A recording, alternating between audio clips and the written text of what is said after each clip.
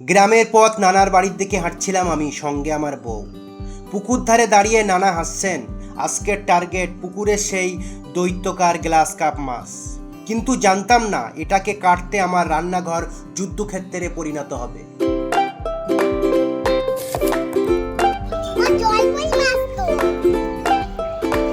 সকালবেলা হাটে গিয়েছিলাম বড় কিছু খুঁজতে, কিন্তু বিক্রেতা ডাকলেন, এই নাও ভাই 3.5 কেজির রাজা মাছ। হাত বাড়াতেই মনে হলো এটা শুধু মাছ নয়, চ্যালেঞ্জ। পুকুরে জাল ফেলতেই টান, মাছটা লাফিয়ে জলের উপরে উঠলো। নানা চেঁচিয়ে বলল, ধরে রাখো ওকে, ওর জোর অনেক। শেষে হাসতে হাসতে ধরলাম সেটা। ওজনটা শুনে বউ আর দিদির চোখ গোল। রান্নাঘরে ঢুকেই যুদ্ধ শুরু। মাছটা যেন ইস্পাতের বর্ম পড়েছে।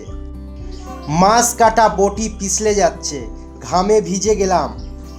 দিদি মজা দিচ্ছে, এত বড় মাছ ধরেছো, কাটতে পারছো না? এক সময় ক্লান্ত হয়ে বললাম, এই মাছটাই আজ আমার মাস্টার। শেষমেশ পেট কাটতেই দেখলাম ভিতরে পাওয়া গেল ছোট্ট একটা মুক্তার মতো মণি। বউ সেটাকে সাজালো লেবু আর পুদিনায়, যেন শিল্পকর্ম।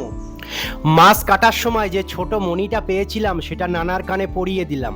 বুড়ো হেসে বলল, এবার পুকুরে আরো 10টা মাছ ছাড়বো, পরের বার তোমার বউকে দিয়েই কাটাবো। নানার কথায় বউয়ের গালে লাল টুকটুকে গোলাপ ফুল।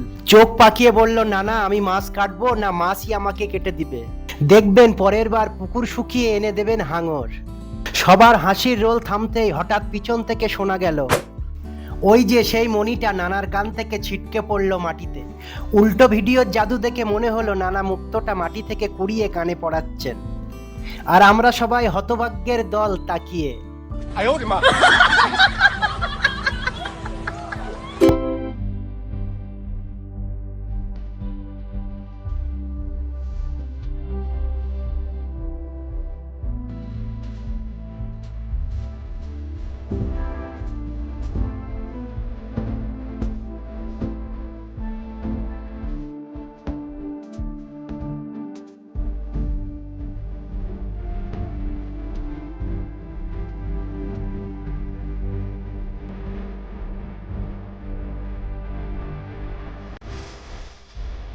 প্লেটে মাছটা যখন পরিবেশন করা হলো, সবার চোখে ক্ষুধার চেয়ে আনন্দ বেশি।